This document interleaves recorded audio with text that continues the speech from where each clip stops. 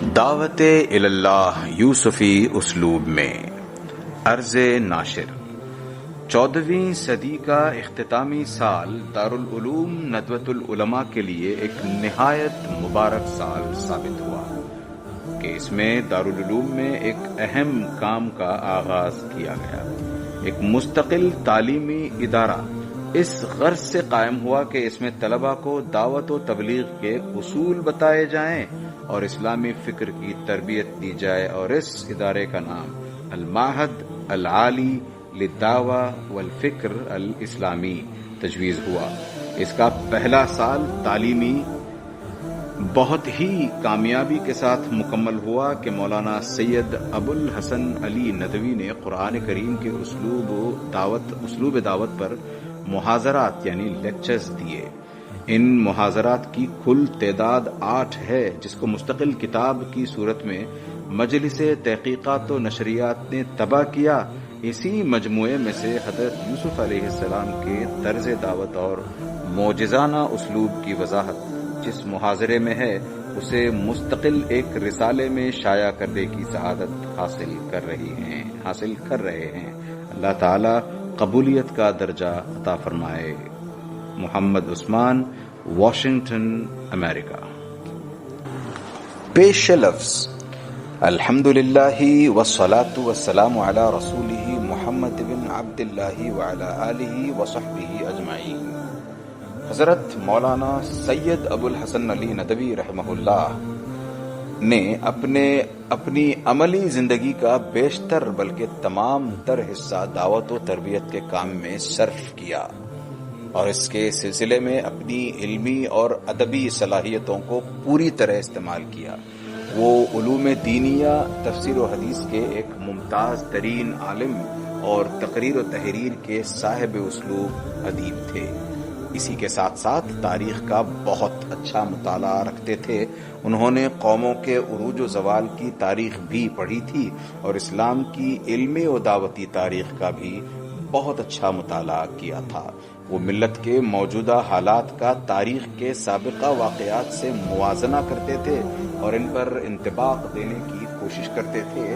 قرآن مجید جو کہ کتاب دعوت و ہدایت ہے، وہ بھٹکے ہوئے ذہنوں کو راہ حق دکھاتا ہے اور تمام جہانوں کے خالق اور منتظم خدائے واحد کی اطاعت کی طرف متوجہ کرتا ہے، اور یہ بتاتا ہے کہ دنیاوی زندگی امتحان کی زندگی ہے۔ اس میں جو جیسا کرے گا ویسا نتیجہ اس کو زندگی کے بعد والی زندگی میں دیکھنا ہوگا۔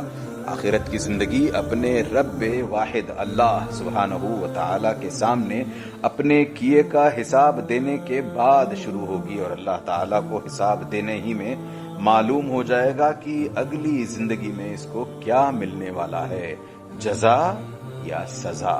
قرآن مجید میں ان باتوں کی طرف بڑے اچھے پیرائے میں متوجہ کیا گیا ہے اور آخرت کی پکڑ اور سزا سے ڈرایا گیا ہے۔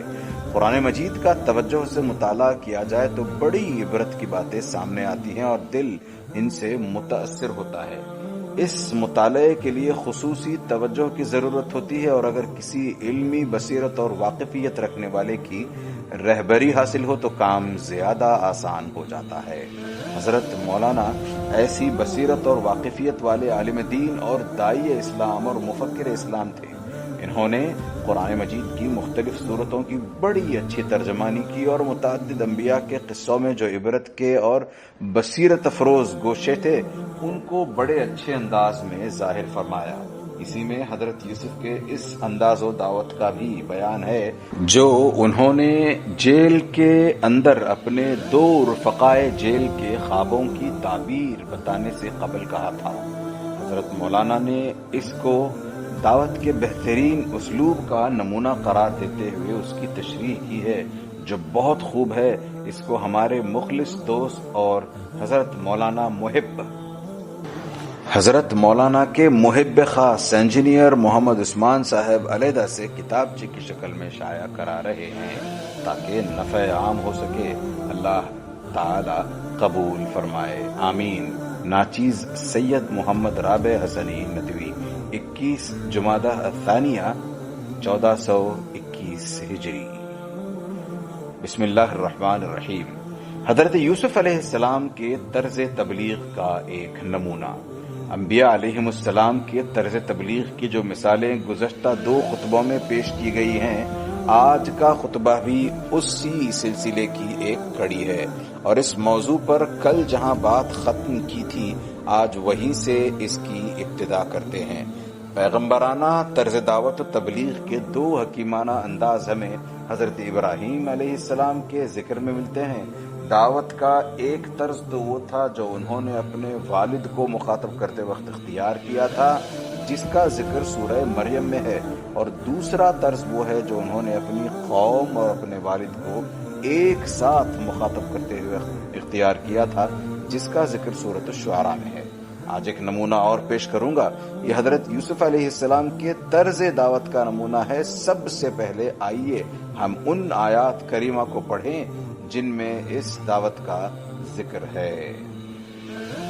وَدَخَلَ مَعَهُ السِّجْنَ فَتَيَانِ قَالَ أَحَدُهُمَا إِنِّي أَرَانِي أَعْصِرُ خَمْرًا وَقَالَ الْآخَرُ إِنِّي أَرَانِي أَحْمِلُ فَوْقَ رَأْسِي خُبْزًا تَأْكُلُ الطَّيْرُ مِنْهُ نَبِّئْنَا بِتَأْوِيلِهِ إِنَّا نَرَاكَ مِنَ الْمُحْسِنِينَ قَالَ لَا يَأْتِيكُمَا طَعَامٌ تُرْزَقَانِهِ إِلَّا نَبَّأْتُكُمَا بِتَأْوِيلِهِ قَبْلَ أَنْ يَأْتِيَكُمَا ذَلِكُمَا مِمَّا عَلَّمَنِي رَبِّي إِنِّي تَرَكْتُ مِلَّةَ قَوْمٍ لَا يُؤْمِنُونَ بِاللَّهِ وَهُمْ بِالْآخِرَةِ هُمْ كَافِرُونَ وَاتَّبَعْتُ مِلَّةَ آبَائِي إِبْرَاهِيمَ وَإِسْحَاقَ وَيَعْقُوبَ مَا كَانَ لَنَا أَن نُّشْرِكَ بِاللَّهِ مِن شَيْءٍ ذَلِكَ مِن فَضْلِ اللَّهِ عَلَيْنَا وَعَلَى النَّاسِ وَلَكِنَّ أَكْثَرَ النَّاسِ لَا يَشْكُرُونَ يَا صَاحِبَيِ السِّجْنِ أَأَرْبَابٌ مُتَفَرِّقُونَ خَيْرٌ أَمِ اللَّهُ الْوَاحِدُ الْقَهَّارُ مَا تَعْبُدُونَ مِن دُونِهِ إِلَّا أَسْمَاءً سَمَّيْتُمُوهَا أَنْتُمْ وَآبَاؤُكُم مَّا أَنزَلَ اللَّهُ بِهَا مِن سُلْطَانٍ إِنِ الْحُكْمُ إِلَّا لِلَّهِ أَمَرَ أَلَّا تَعْبُدُوا إِلَّا إِيَّاهُ ذَلِكَ الدِّينُ الْقَيِّمُ وَلَكِنَّ أَكْثَرَ النَّاسِ لَا يَعْلَمُونَ يَا صَاحِبَيِ السِّجْنِ أَمَّا أَحَدُكُمَا فَيَسْقِي رَبَّهُ خَمْرًا وَأَمَّا الْآخَرُ فَيُسْلَبُ فَتَأْكُلُ الطَّيْرُ مِن رَّأْسِهِ قُضِيَ الْأَمْرُ الَّذِي فِيهِ تَسْتَفْتِيَانِ۔ سورہ یوسف آیت نمبر 36 تا 41۔ اور ان کے ساتھ 2 اور جوان بھی داخل زنداں ہوئے۔ ایک نے ان میں سے کہا، میں نے خواب دیکھا ہے، دیکھتا ہوں کہ شراب کے لیے انگور نچوڑ رہا ہوں۔ دوسرے نے کہا، میں نے بھی خواب دیکھا ہے، میں دیکھتا ہوں کہ اپنے سر پر روٹیاں اٹھائے ہوئے ہوں اور جانور ان میں سے کھا رہے ہیں، تو ہمیں ان کی تعبیر بتا دیجئے کہ ہم آپ کو نیکوکار دیکھتے ہیں۔ یوسف نے کہا کہ جو کھانا تم کو ملنے والا ہے وہ آنے نہیں پائے گا کہ اس سے پہلے تم کو ان کی تعبیر بتا دوں۔ یہ ان باتوں میں سے ہیں جو میرے پروردگار نے مجھے سکھلائی ہیں۔ جو لوگ خدا پر ایمان نہیں لاتے اور آخرت کا انکار کرتے ہیں، ان کا مذہب چھوڑے ہوئے ہوں اور اپنے باپ دادا ابراہیم، اسحاق اور یعقوب کے مذہب پر چلتا ہوں۔ ہمیں شایع نشان نہیں کہ کسی چیز کو خدا کے ساتھ شریک بنائیں، یہ خدا کا فضل ہے ہم لوگوں پر بھی اوروں پر بھی، لیکن اکثر لوگ شکر نہیں کرتے۔ میرے جیل خانے کے رفیقوں، بھلا کئی جدا جدا آقا اچھے ہیں یا ایک خدا یکتا وہ غالب؟ جن چیزوں کی تم خدا کے سوا پرستش کرتے ہو وہ صرف نام ہی نام ہیں جو تم نے اور تمہارے باپ دادا نے رکھ لیے ہیں۔ خدا نے ان کی کوئی سند نازل نہیں کی، سو سن رکھو کہ خدا کے سوا کسی کی حکومت نہیں۔ اس نے ارشاد فرمایا ہے کہ اس کے سوا کسی کی عبادت نہ کرو، یہی سچا دین ہے، اور لیکن اکثر لوگ نہیں جانتے۔ میرے جیل خانے کے رفیقوں، تم میں سے ایک جو پہلا خواب بیان کرنے والا ہے وہ تو اپنے آقا کو شراب پلایا کرے گا، اور جو دوسرا ہے وہ سولی دیا جائے گا اور جانور اس کا سر کھائیں گے۔ جو امر تم مجھ سے پوچھتے ہو وہ فیصل ہو چکا ہے۔ ایک انوکھا ماحول جس میں حضرت یوسف نے دعوت دی، ان آیات کریمہ کی تشریح سے پہلے اپنے ذہن میں اس انوکھے ماحول کا ایک نقشہ سامنے لائیے جو اس دعوت کے وقت تھا، اور ان حالات کو پیش نظر رکھیے جن میں حضرت یوسف نے کار دعوت انجام دیا۔ سب سے پہلے تو دیکھیے کہ حضرت یوسف کون تھے۔ حضرت یوسف علیہ السلام حضرت یعقوب علیہ السلام کے صاحبزادے، حضرت اسحاق کے پوتے اور حضرت ابراہیم کے پر پوتے ہیں۔ یہ وہی حضرت یوسف علیہ السلام ہیں جن کے بارے میں رسول اللہ صلی اللہ علیہ وسلم نے فرمایا، الکریم ابن الکریم ابن الکریم ابن الکریم، ایک برگزیدہ کے صاحبزادے، برگزیدہ کے پوتے اور برگزیدہ کے پر پوتے ہیں۔ نسب دیکھیے تو سب سے اعلیٰ، خاندانی شرافت میں سب سے بلند، نبوت کی میراث دیکھیے تو پشتوں سے اس کے حامل، اللہ تعالیٰ جل شانہ کی معرفت دیکھیے تو یہ بھی خاندانی ورثہ، سیرت اور اخلاق دیکھیے تو پشتہا پشت سے ان کے خاندان میں یہ دولت منتقل ہو رہی ہے۔ آسمانی صحیفوں میں ان کا ذکر ہے، دین و دانش، ادب و حکمت کی کتابوں میں ان کا قصہ موجود ہے۔ جمال ظاہری میں بھی بے مثال تھے، اللہ تعالیٰ نے حسن صورت اور حسن صورت کا جامع بنایا تھا۔ ظاہری شکل و جاہت کا اگر وہ نمونہ تھے تو دوسری طرف پاکیزہ اخلاق اور کردار کی بلندی کا بھی آئینہ تھے۔ ان کی ذات حسن صورت، حسن سیرت اور جمال عقل و فکر اگر یہ تعبیر مناسب ہو تو کی جامع تھی۔ اس کے ساتھ طبیعت میں گداز، احساس و جذبات میں لطافت اور فطری شرافت کا عنصر مستضاد تھا۔ وہ صحیح معنی میں حسن کامل کا پرتو تھے۔ یہ حسن ان کی ظاہری وجاہت کی طرح ان کے عادات و اطوار، طرز کلام اور طرز فکر سے بھی آشکارا تھا۔ ان آیات کریمہ کی ادبی شان اور بلاغت کا لطف لینے سے پہلے ہمیں اس ماحول کو بھی اپنے سامنے رکھنا چاہیے جس میں حضرت یوسف نے اپنی دعوت پیش کی تھی۔ ان آیات کریمہ کو پڑھیے، وجاءت سیارۃ فارسلوا واردہم فادلی دلوہ۔ اب خدا کی شان دیکھو کہ اس کنویں کے قریب ایک قافلہ وارد ہوا اور انہوں نے پانی کے لیے سقا بھیجا اور اسے کنویں میں ڈال دیا۔ ثم بدا لهم من بعد ما رأوا الآیات لیسجننہ حتی حین۔ پھر باوجود اس کے کہ وہ لوگ نشان دیکھ چکے تھے، ان کی رائے یہی ٹھہری کہ کچھ عرصے کے لیے ان کو قید ہی کر دیں۔ حضرت یوسف کو جیل میں ڈال دیا جاتا ہے اور ایک ایسی تہمت لگائی جاتی ہے جس سے اللہ تعالیٰ نے ان کو ایمانداری اور بے قصور ثابت کر دیا۔ جیسے خون ریزی کی تہمت سے وہ بھیڑیا بری تھا جس پر حضرت یوسف علیہ السلام کو پھاڑ کھانے کا الزام ان کے بھائیوں نے لگایا تھا۔ بہرحال یوسف علیہ السلام جیل میں ایک تہمت کی بنا پر مجرم کی حیثیت سے داخل کیے جاتے ہیں۔ جیل خانوں میں حکام کی صرف تعمیل ہوتی ہے، جیل خانے کے عملے کو حق و ناحق سے کوئی سروکار نہیں ہوتا۔ وہ عملہ تو قیدیوں میں یا قیدیوں کو اس طرح اپنی تحویل میں لیتا ہے جیسے ہم لوگ ڈاک وصول کرتے ہیں۔ ڈاکیے کو بھی اس سے مطلب نہیں کہ ان خطوط میں کیا ہے، اور لینے والا بھی بغیر کسی جرح قد کے اس کو وصول کر لیتا ہے۔ اب خواہ اس میں کوئی تار ہو جس میں اچانک کسی حادثے کی خبر ہو یا کوئی خوشخبری ہو، غرض جیل خانے کا عملہ جمادات یا اشیاء منقولہ کی طرح قیدیوں سے بھی معاملہ کرتا ہے۔ انہوں نے حضرت یوسف کا ہاتھ پکڑ لیا۔ اب انہیں کیا معلوم کہ کون ہیں اور کس خاندان کے چشم و چراغ ہیں اور کس درجے بلند اخلاق کے حامل ہیں۔ ان کو صرف یہ معلوم تھا کہ ان کے لیے جیل میں ڈالے جانے کا حکم صادر ہوا ہے، لہٰذا انہوں نے دوسرے قیدیوں کی طرح ان کو بھی داخل زندہ کر دیا۔ جب حق و ناحق کا فیصلہ جیل کے باہر نہ ہو سکا تو پھر جیل کی چہار دیواری کے اندر کیوں کر ممکن تھا؟ اس کے آہنی پھاٹک کے پٹ جب بند ہو گئے تو اس کے اندر جو بھی ہے یکساں ہے، باہر کی ہوا سے سب ہی محروم کر دیے جاتے ہیں۔ جیل خانے کی اپنی ایک دنیا ہوتی ہے اور قیدیوں کو باتیں کرنے کا وقت ہی وقت ہوتا ہے۔ احترام و اعتماد کا مرکز۔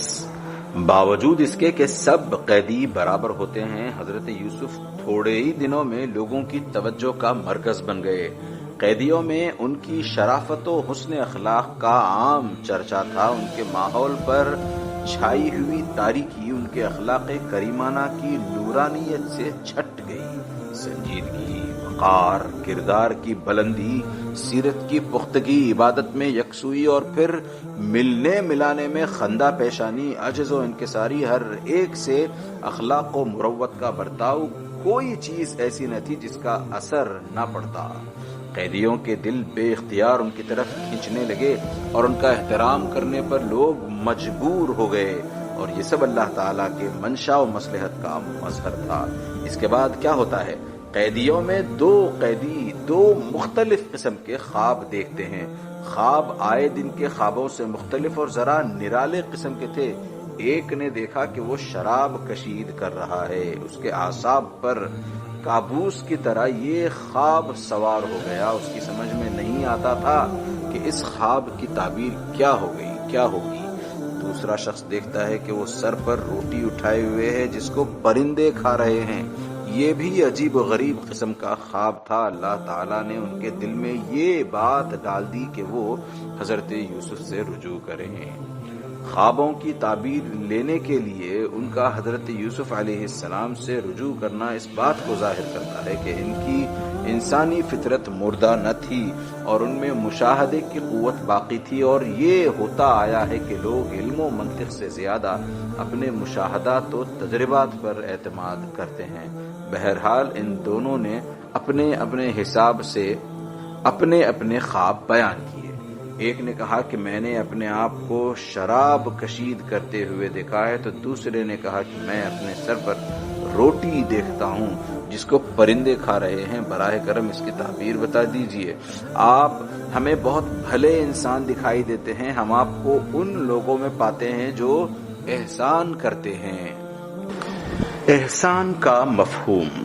خواب کی تعبیر پوچھنے والوں نے حضرت یوسف سے کہا تھا اِنَّا نَرَاكَ مِنَ الْمُحْسِنِينَ، یعنی آپ ہم کو ان لوگوں میں سے دکھائی دیتے ہیں جو احسان کرتے ہیں۔ یہاں پر احسان کا مفہوم کیا ہے؟ کیا حضرت یوسف کے پاس کوئی دولت تھی جسے انہوں نے چھپا کر رکھا تھا اور قیدیوں میں اس کو تقسیم کیا کرتے تھے؟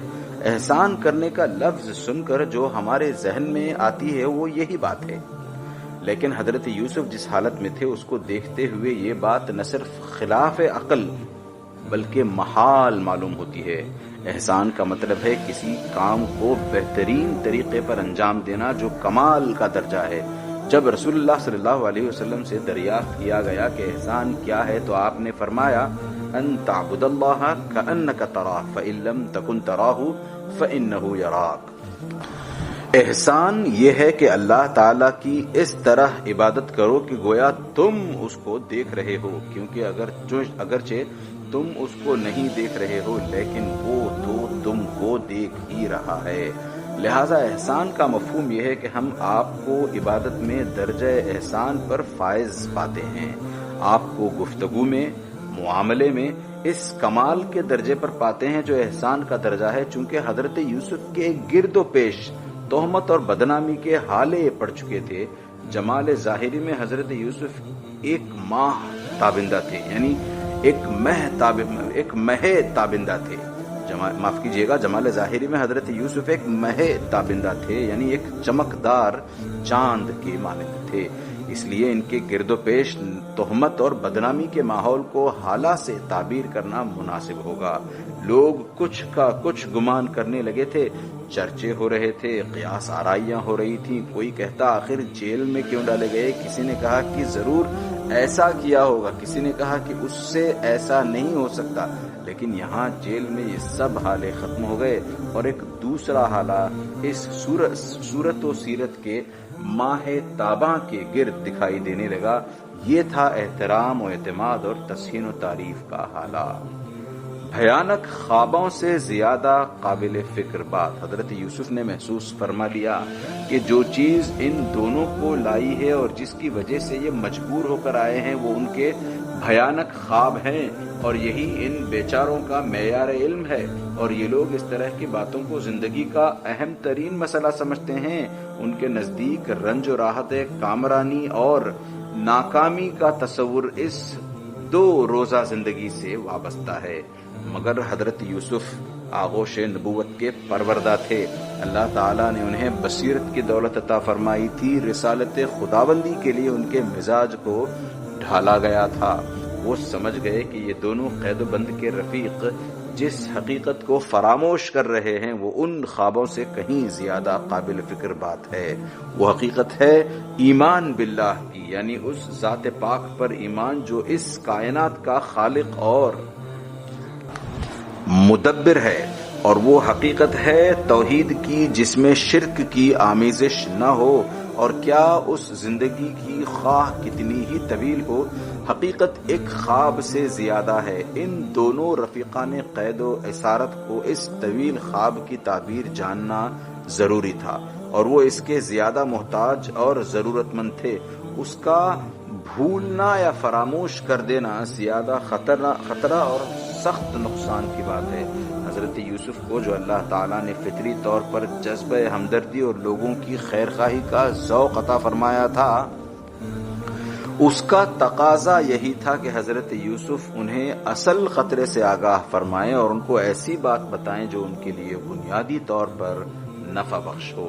और खास तौर पर उस वक्त जबकि बात समझने के लिए जहन ज्यादा तैयार हो चुका है और दिमाग पर एक धक्का या धचका लग चुका है, खाह किसी मामूली ही सबब की बुनियाद पर। बहरहाल ये एक मौका है बात समझने का और हो सकता है कि इसके बाद ऐसा मौका न मिले।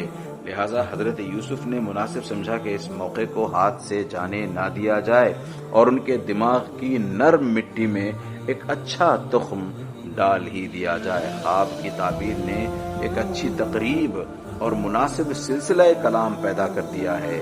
इसके जरिए अल्लाह ताला के दीन की तरफ दावत दी जाए और उनकी फितरत सलीमा को बेदार किया जाए कि वो वाज़ेह और काबिल फहम तौहीद को पा सकें।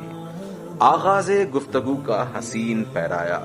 गुफ्तगू का आगाज हसीन पैराए से किया गया है। उसको समझने के लिए जरूरत है एक आला दर्जे की बात के लिए गुफ्तगू का पैराया भी आला दर्जे का होना चाहिए।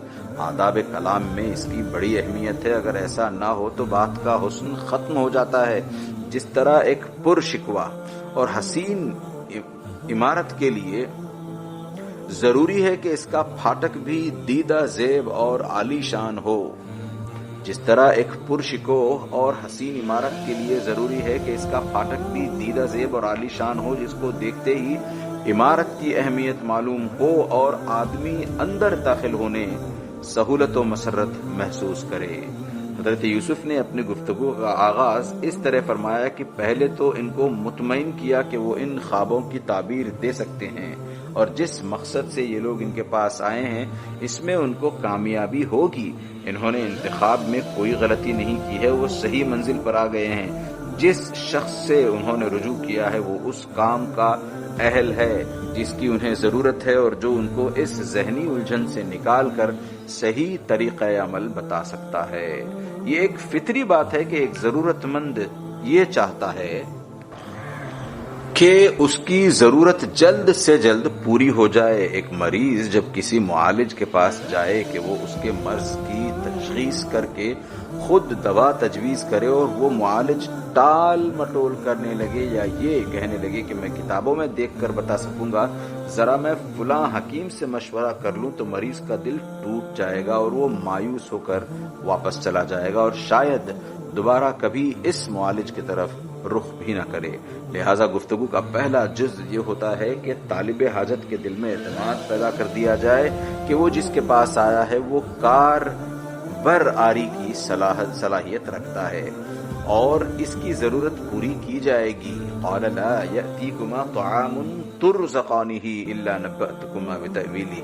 लिहाजा फरमाया जो खाना तुमको मिलने वाला है उसके आने से पहले पहले मैं तुमको इनकी ताबीर बता दूंगा, यानी इनकी जरूरत बिला ताखीर पूरी कर दी जाएगी। इस तरह कि जो वो पूछना चाहते हैं उसका जवाब उनको بعجلت مل جائے۔ ظاہر ہے کہ وہ دونوں قیدی تھے اور جیل خانے کے قوانین کی پابند کہ زیادہ دیر تک حضرت یوسف کے پاس بیٹھے نہیں رہ سکتے تھے، لہذا حضرت یوسف نے فرمایا کہ تمہارا کھانا جو آیا کرتا ہے پہنچنے بھی نہ پائے گا کہ میں تم کو خواب کی تعبیر بتا کر رخصت کر دوں گا۔ اس آیت کی تفسیر دو طریقوں سے کی گئی ہے۔ پہلی تفسیر، حضرت یوسف نے فرمایا لا یأتیکما طعام ترزقانہ الا نبأتکما بتأویلہ، یعنی قبل اس کے کہ تمہارا کھانا جو تم کو ملتا ہے یہاں آ جائے میں اس کی تفصیل بتا دوں گا، یعنی کھانے میں آج کیا آنے والا ہے۔ حضرت یوسف کا منشا یہ تھا کہ باور کریں کہ وہ کچھ غیب کی باتیں بتانے پر بھی قادر ہیں، اور اس طرح ان دونوں کو اطمینان دلا دیں کہ وہ خواب کی تعبیر بیان کرنے کے اہل ہیں۔ دوسری تفسیر، پہلی تفسیر جو اوپر بیان کی گئی ہے میرے نزدیک قابل قبول نہیں، اولاً اس لیے کہ غیب میں کیا ہے اس کی نشاندہی اس سے ثابت نہیں ہوتی۔ جیل خانوں میں کھانے متعدد اقسام و انواع کے نہیں دیے جاتے، ایک ہی قسم کے کھانے الٹ پھیر کر دیے جاتے ہیں۔ ہر قیدی آسانی سے قیاس کر سکتا ہے کہ کھانے میں کیا ملنے والا ہے۔ اس میں حضرت یوسف کی کون سی غیر معمولی صلاحیت کا اظہار ہوتا ہے؟ تورات میں مذکور ہے کہ حضرت یوسف کے سپرد قیدیوں کے کھانے کا انتظام بھی تھا۔ اگر یہ صحیح بات ہے تو اور بھی معمولی بات ہو جاتی ہے کہ ایک شخص جو باورچی خانے کا منتظم ہے وہ کسی کو بتا دے کہ آج کھانے میں کیا دیا جائے گا، اس میں کون سی قابلیت ہے؟ میرا رجحان یہ ہے کہ اس آیت کی تفسیر درست وہ ہے جو بعض تفسیروں میں ہے جس میں اس کا یہ مطلب بیان کیا گیا ہے کہ تمہارا کھانا آنے بھی نہ پائے گا کہ میں تمہیں خوابوں کی تعبیر بتا دوں گا، تاکہ ان خواب دیکھنے والے قیدیوں کو اطمینان ہو جائے کہ تاخیر نہیں ہوگی، اس کی نوبت نہیں آئے گی کہ جیل کا نگراں آ کر ڈانٹے اور کہے کہ اپنی اپنی جگہ جاؤ، یہاں تم کیسے آ گئے ہو، کیوں آ گئے۔ مصر حضرت یوسف کے وقت میں بھی خاصا متمدن ملک تھا، کھانے کے اوقات متعین تھے، کھانے کا وقت آ چکا تھا، اس لیے حضرت یوسف نے فرمایا کہ کھانا جو آ رہا ہے اس کے آنے سے پہلے میں تم کو تعبیر بتا کر فارغ کر دوں گا۔ مرغوب اور پسندیدہ چیز کے ذکر سے طبیعت میں نشاط پیدا ہوتا ہے۔ ایک نکتہ ابھی سمجھ میں آیا کہ قیدیوں کے لیے کھانے کا ذکر بہت پسندیدہ ہوتا ہے، لہٰذا حضرت یوسف نے کھانے کا ذکر فرما کر ان کے اندر ایک نشاط پیدا کر دیا۔ کھانے کا ذکر ہر ایک کے لیے پسندیدہ ہے، جائے کہ قیدیوں کے لیے ان کے لیے اور بھی رغبت کی چیز ہے، لہٰذا جب حضرت یوسف نے اس کا ذکر کیا تو ان کے دل کھل اٹھے اور مزید باتیں سننے کے لیے آمادہ ہو گئے۔ پھر مزاج نبوت ابھر کر سامنے آتا ہے۔ تعبیر خواب کی صلاحیت کو اپنی قابلیت پر محمول نہیں کرتے بلکہ اللہ تعالیٰ کے فضل کا نتیجہ مانتے ہیں، اور یہیں سے بات کا رخ پھیرتے ہوئے کہتے ہیں کہ اس درجے کے حکیمانہ گریز کی شاید ہی کوئی مثال ملے۔ فرمایا ذالکما مما علمنی ربی، یہ ایسی باتیں ہیں جو میرے رب نے مجھے سکھلائی ہیں، اور نصیحت کی جو بات کرنا چاہتے تھے اس کا سرا ہاتھ آ گیا۔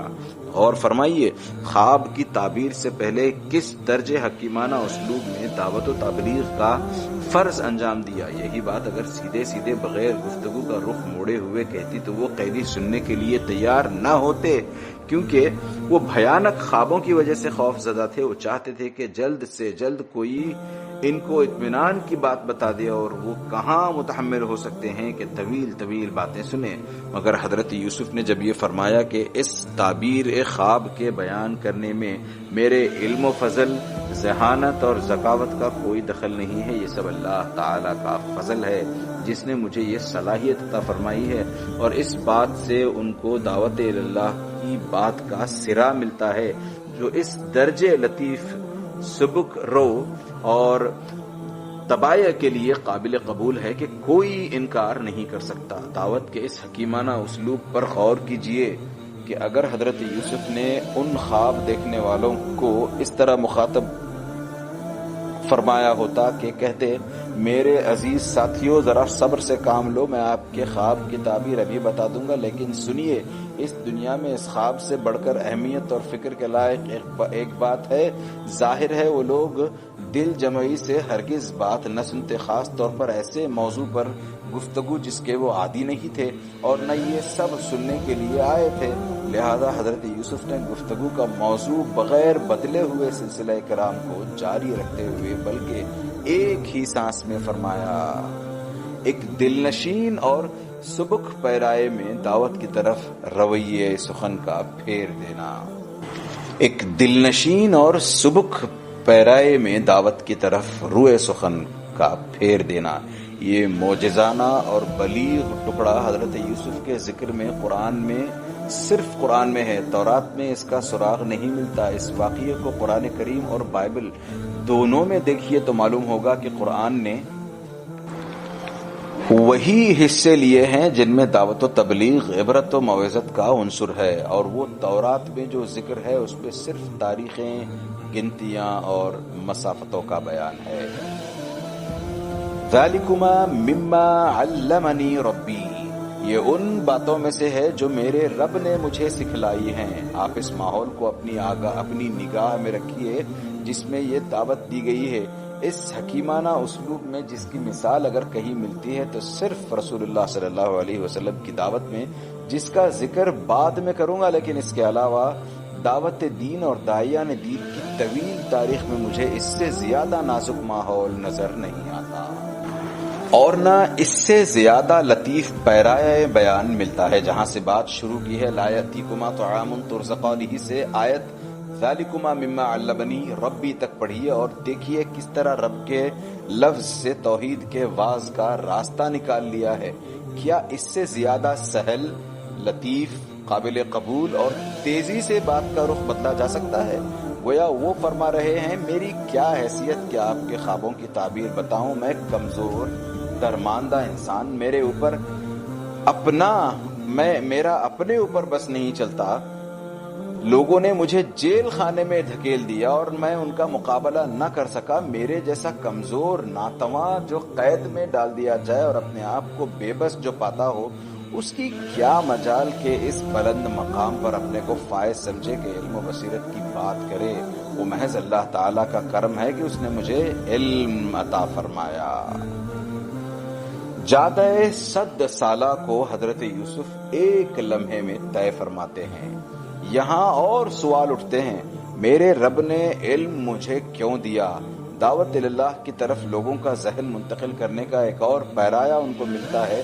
دراصل یہ طویل راہ تھی جس کو حضرت یوسف نے اپنی حکمت و بصیرت، تابناک روحانیت، روشن ضمیری اور اللہ کی عطا کردہ فکر رسا کے ذریعے ایک لمحے میں طے فرما لیا۔ یہ راہ جس کو جادہ 100 سالہ کہا جائے تو غلط نہ ہوگا اور جس کو حکماء و فلاسفہ برس میں طے کرتے، حضرت یوسف کی پیغمبرانہ قوت نے چشم زدن میں طے کر لی۔ فرمایا ذالکما مما علمنی ربی انی ترکت ملت قوم لا یؤمنون باللہ وهم بالآخرۃ هم کافرون، یہ ان باتوں میں سے ہے جو میرے پروردگار نے مجھے سکھلائی ہیں۔ جو لوگ خدا پر ایمان نہیں لاتے اور روز آخرت کا انکار کرتے ہیں، ان کا مذہب میں چھوڑے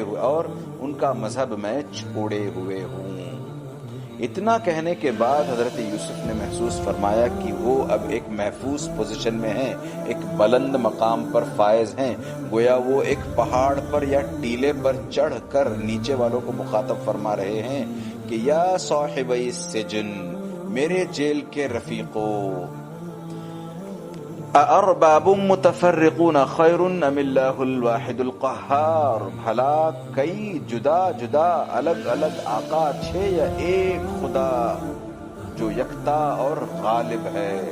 اگر حضرت یوسف یہ بات پہلے کہہ دیتے تو ان کے رفیقوں کے کان پر یہ بات گراں گزرتی، یہ بات ان کے کانوں پر گراں گزرتی، نہ اس کو ان کا قلب و ذہن قبول کرتا۔ لیکن اب موقع آ گیا تھا کہ کہیں، اور ان کا حق تھا کہ کہیں، اے میرے جیل کے رفیقو، بھلا کئی جدا جدا آقا اچھے یا ایک یکتا اور غالب آقا؟ یہاں کلام کی ترتیب کا تقدیم و تاخیر اور قرآن کریم کی ترتیب کلام پر بھی غور فرمائیے گا۔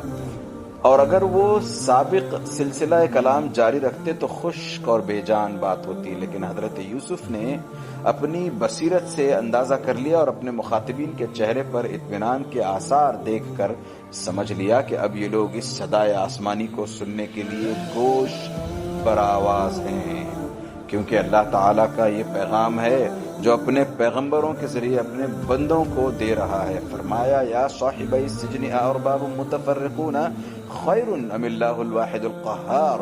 اس لہجے کو دیکھیے کس درجے پہلے لہجے سے مختلف ہے۔ پہلا لہجہ جس میں ذالکما مما علمنی ربی کہا تھا نرم تھا، اس میں گداز تھا، مگر جس لہجے میں وہ کہہ رہے ہیں کیا جدا جدا آقا اچھے یا ایک خدائے یکتا اور غالب، قوت اور اعتماد کا اظہار کر رہا ہے۔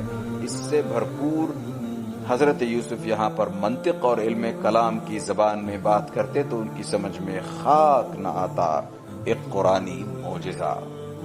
پھر فرمایا ما تعبدون من دونه الا اسماء سميتموها انتم وآباؤكم ما انزل الله بها من سلطان۔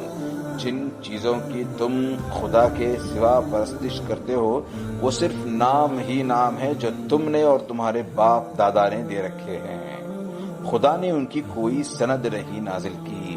یہ نام ہے مگر ان کا کوئی مسمى نہیں، یہ نام جن کی کوئی حقیقت نہیں ہے۔ کچھ نام یونانیوں نے تصنیف کر لیے ہیں، کچھ نام بت پرست قوموں نے رکھ چھوڑے ہیں، اور اسی طرح دوسرے لوگوں نے بغیر کسی وجود کے صرف اپنے اوہام کے بت بنائے اور ان کا نام رکھ دیا، اور دنیا میں ہر قوم کا ایک مستقل علم الاسنام مائتھولوجی تیار ہو گئی۔ قرآن کریم کا اعجاز ہے کہ ان وہمی چیزوں کے لیے جن کا بھی کوئی وجود نہیں تھا اسماء کا لفظ استعمال کیا گیا۔ جن لوگوں کی مذاہب عالم کی تاریخ پر نظر ہے اور جو علم الاسنام کی تاریخ جانتے ہیں وہی اس لفظ کی معجزانہ حیثیت کا اندازہ کر سکتے ہیں۔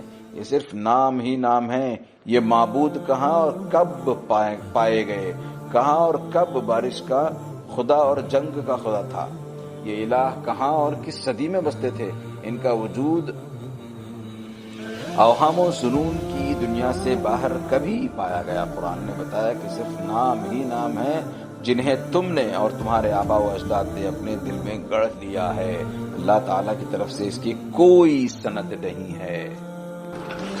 قرآن کریم کا یہ معجزہ رہتی دنیا تک کے لیے قائم ہے۔ بت پرستی بھی اسی طرح کے اسماء کا مجموعہ ہے۔ قرآن کریم نے ان کا پول ان دو لفظوں میں کھول دیا ہے، ان ہی الا اسماء، کہ صرف نام ہی نام ہے۔ ایک ایسے دائی کا طریقہ کار جو اللہ کی طرف سے الہام کی نعمت سے سرفراز ہے۔ حضرت یوسف نے اس موقع پر محسوس فرمایا کہ ان کے دل و دماغ کا خلا پر ہو چکا ہے اور اب حکمت کا تقاضا ہے کہ بات کو طول نہ دیا جائے اور توحید کا مضمون زیادہ پھیلا کر بیان نہ کیا جائے۔ ایک ماہر طبیب جانتا ہے کہ مریض کو کتنی غذا اور کس قدر دوا کا ڈوز درکار ہے۔ مریض کی ضرورت اور قبولیت کی صلاحیت وہ جانتا ہے، اور جس کو اللہ نے دعوت کی صلاحیت دی ہے وہ جانتا ہے کہ ایک مرکز پر پہنچنے کے بعد اس سے تجاوز نہ کرنا چاہیے۔ یہی سبب ہے کہ جو شخص دعوت و تبلیغ کو اصول و قواعد کی حد بندیوں میں محصور کرتا ہے وہ دراصل اس کی کارکردگی کو محدود کرتا ہے۔ دعوت نشاط، جوش اور حرارت کی متقاضی ہے۔ دائی اور مبلغ پر بھی یہ ظلم ہے کہ اس کو ضوابط کا پابند کر دیا جائے۔